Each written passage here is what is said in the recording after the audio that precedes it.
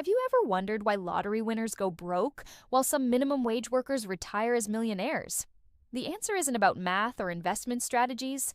It's about something far more powerful and often completely overlooked: the psychology behind every financial decision you make. I'm about to share insights from Morgan House Seal's groundbreaking research that will completely change how you think about money. These aren't typical finance tips about budgeting or stock picking. These are the hidden psychological forces that determine whether you build wealth or stay broke, regardless of how much you earn. Let me start with a story that perfectly illustrates this. There were two parking attendants at the same company. One spent every paycheck on nice clothes and dinners out. The other, Ronald Reed, quietly invested small amounts over decades. When Ronald died, he left behind $8 million. Meanwhile, countless high-earning executives filed for bankruptcy during the same period. The difference? Psychology, not income. Here's the first psychological principle that changes everything. Your personal experiences shape your financial beliefs more than any textbook ever could. Think about this. If you grew up during the Great Depression, you probably see cash as safety and stocks as gambling. If you came of age during the tech boom, you might view aggressive investing as normal. Neither perspective is right or wrong, but both powerfully influence every money decision you make. This explains why financial advice often fails. We're not just dealing with numbers on spreadsheets. We're battling decades of psychological conditioning, family stories, and personal experiences that whisper in our ears every time we face a financial choice. The person who lived through hyperinflation will hoard cash. The person who watched their parents lose their home will avoid debt at all costs. These aren't irrational behaviors. They're deeply logical responses to lived experiences.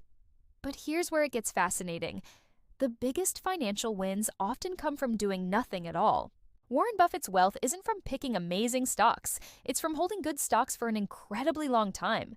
His net worth was only $1 million at age 30, but it exploded to over $100 billion by age 90. Time, not genius, created most of that wealth. This reveals another psychological trap we all fall into: confusing activity with progress. We think successful investing means constant buying, selling, and optimizing. In reality, it often means developing the emotional discipline to do absolutely nothing while the market swings wildly around you. The hardest part of building wealth isn't learning what to do. It's learning what not to do. Consider this psychological reality. You can be wrong half the time and still win big. Baseball players who bat .300 are superstars, yet they fail 70% of the time. Venture capitalists expect most investments to fail, but the few successes more than compensate for all the losses. In finance, being right occasionally matters more than being right consistently. Yet our psychology rebels against this truth. We're wired to avoid any possibility of being wrong, so we seek certainty where none exists. We want the investment that never goes down, the strategy that always works, the expert who predicts every market move. This quest for certainty often leads to the worst financial decisions. Here's another mind-bending insight. Room for error is your secret weapon. The difference between a good plan and a great plan isn't higher returns. It's the ability to survive when things go terribly wrong. The person who invests conservatively and sleeps well will likely outperform the aggressive investor who panics and sells during downturns. Think of financial planning like preparing for a camping trip. You don't just bring enough food for the expected duration. You bring extra in case you get lost, the weather turns bad, or unexpected delays happen. The same principle applies to money.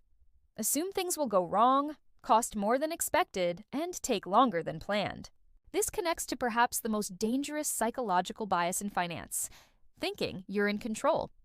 We love stories where hard work and smart decisions lead directly to success, but luck plays a massive role in financial outcomes. The person who bought a house in San Francisco in 1960 isn't a real estate genius. They benefited from timing and circumstance largely beyond their control. Recognizing the role of luck doesn't mean giving up. It means building humility into your financial plans.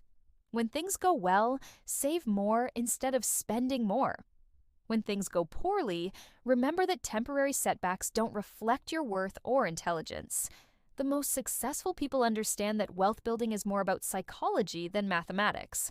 They develop the emotional discipline to live below their means, the patience to let compound interest work its magic, and the wisdom to focus on what they can control while accepting what they cannot. Your relationship with money ultimately reflects your relationship with uncertainty, time, and yourself. Master these psychological elements, and the technical aspects of finance become surprisingly simple. Ignore them, and even the best strategies will likely fail when emotions run high and markets get volatile. The choice is yours. Continue fighting against human psychology, or learn to work with it to build the financial future you actually want.